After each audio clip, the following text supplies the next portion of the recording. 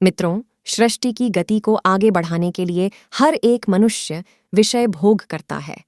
लेकिन वह कहते हैं ना कि हर एक चीज की सीमा होती है और आवश्यकता से ज्यादा कोई भी चीज आपको सिर्फ विनाश की ओर ही लेकर जा सकती है। यही चीज हुई अमरावती के राजा ययाति के साथ।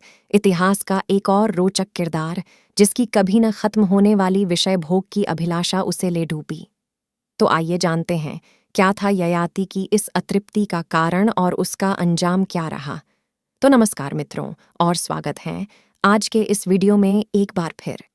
ये बात महाभारत काल की है, जब अमरावती नगरी में चंद्रवंश्य राजा ययाति राज करता था। स्वभाव से ययाति भोग विलास प्रवृत्ति का था। अपनी पत्नी देवयानी को गर्भवती करने के बाद वह अपना समय बड़ी ही कठिनाई से गुजार पा रहा था। ऐसे में एक दिन उसकी दृष्टि देवयानी की दासी शर्मिष्ठा पर पड़ी। शर्मिष्ठा कहने को तो एक दासी थी, लेकिन असल में वह भी एक राजकुमारी थी, जो अपने पिता द्वारा किए गए वचन के कारण अपनी सखी देवयानी की दासी की हैसियत से महल के बाहर एक कुटिया बनाकर रहती थी। एक दिन उचित अवसर देख ययाति उसकी कुटिया में पहुंच गया और देखे तो शर्मिष्ठा भी कम नहीं थी। मन ही मन बदले की भावना को दबाएं राजा की इस इच्छा को उसने पूरा कर दिया। ये पहली बार था जब ययाति ने अपनी पत्नी के भरोसे को तोड़ा था, लेकिन यह सिलसिला यही नहीं थमा। ययाति लगातार 3 वर्षों तक शर्मिष्ठा के साथ संभोग करता रहा, जिसके दौरान उसने शर्मिष्ठा को 3 बार गर्भवती भी किया। फिर एक दिन रानी को इसकी भनक लगी और उसने क्रोधित होकर यह सारी बातें अपने पिता दैत्य गुरु शुक्राचार्य को बताईं। फिर क्या था, दैत्य गुरु ने क्रोध में आकर ययाति को शुक्र ही अर्थात वृद्ध होने का श्राप दे दिया, जिसके असर से ययाति देखते ही देखते बूढ़ा हो गया। उसके शरीर में अब संभोग करने की शक्ति नहीं बची, लेकिन फिर भी उसका मन नहीं मानता। उसकी काम वासना प्रबल होती, लेकिन शक्ति न होने के कारण वह वही हार मानकर बैठ जाता। इस प्रकार धीरे धीरे समय बीतता गया और ययाति मृत्यु के निकट पहुंच गया।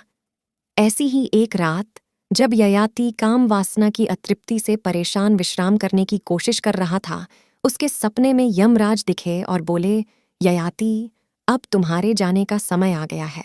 ऐसा बुरा सपना देख ययाति विचलित हो गया और अगली सुबह उठते ही अपने ससुर से अपने खोए हुए यवन और जीवन की भीख मांगने के लिए वह गुरु शुक्राचार्य के पास पहुंच गया।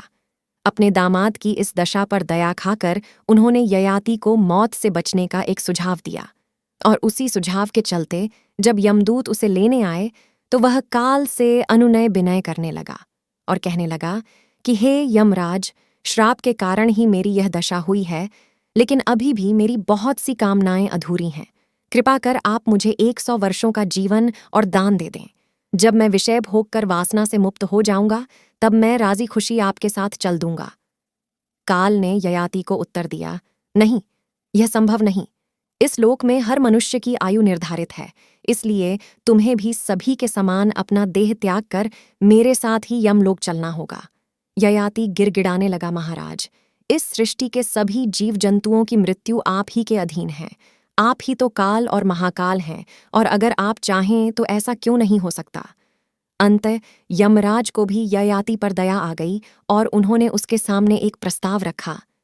तेरे 5 पुत्र हैं, यदि उनमें से कोई भी तुम्हें अपने हिस्से का यौवन देने को तैयार हो जाए, तो तू यही रहकर सुखपूर्वक अपनी इच्छाएं पूरी कर सकता है। यह प्रस्ताव सुन ययाति भी निर्लज्ज होकर अपने पुत्र दिया में निपुण थे और गुणवान भी थे।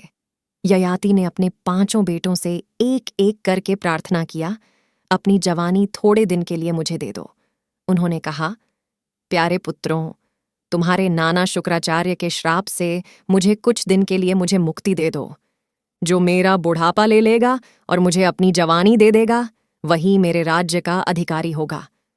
मैं उसकी जवानी लेकर कुछ दिन भोग विलास की इच्छा पूरी कर लेना चाहता हूं। राजा की इस प्रार्थना के उत्तर में बड़े बेटे ने कहा, पिताजी, आप यह क्या मांग रहे हैं? अगर मैं आपको अपनी जवानी देकर आपका बुढ़ापा खुद ले लूं, तो नौकर चाकर और युव, बुढ़ापा आदमी को कमजोर बना देता है, रंग रूप बिगाड़ देता है, बुद्धि भी बूढ़े की स्थिर नहीं रहती। आप मुझे कहते हैं कि ऐसा बुढ़ापा ले लूं, क्षमा कीजिएगा। पिताजी, मुझ में इतनी हिम्मत नहीं है। तीसरे बेटे ने भी कहा, ऐसा बुढ़ापा लेकर मैं क्या करूं, इससे तो मौत ही अच्छी है। नहीं पिताजी, मैं आपकी बात मान नहीं सकता। जब इस तरह 3 बेटों ने इनकार कर दिया तो राजा निराश से हो गए। उन्हें बड़ा क्रोध आया, फिर भी उन्होंने चौथे बेटे से बड़ी भावपूर्वक कहा, प्यारे पुत्र, मैं असमय में ही बूढ़ा हो गया हूं। तुम थोड़े दिन के लिए मेरा बुढ़ापा अपने ऊपर ले लो। चौथा बेटा बोला, बूढ़े को बात बात पर दूसरों का मुंह ताकना पड़ता है।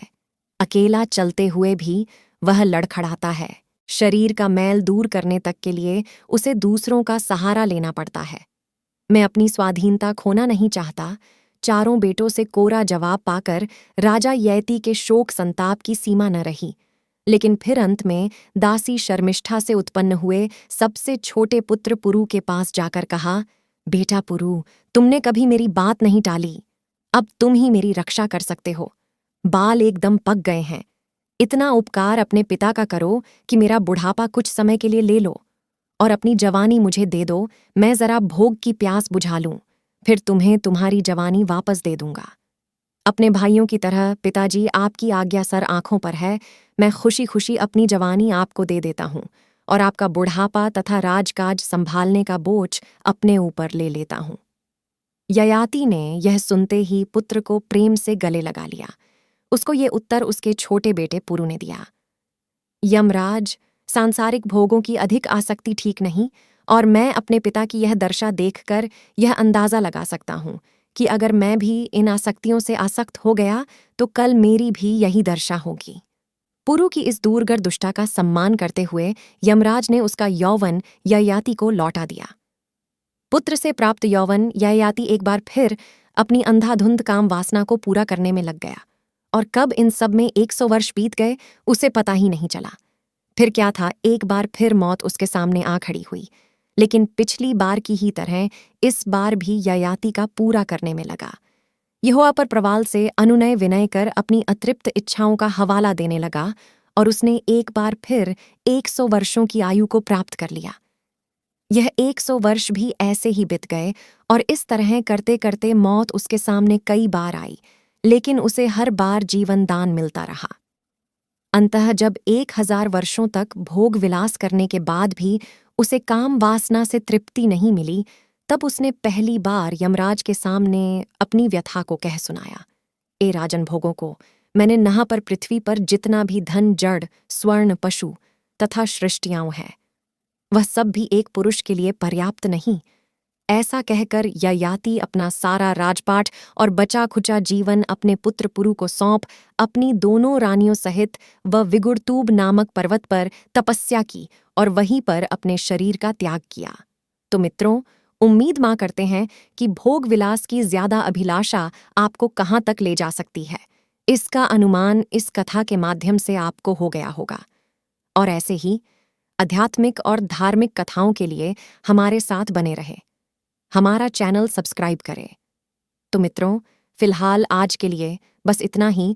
अब इजाज़त दें और कमेंट बॉक्स में हर हर महादेव ज़रूर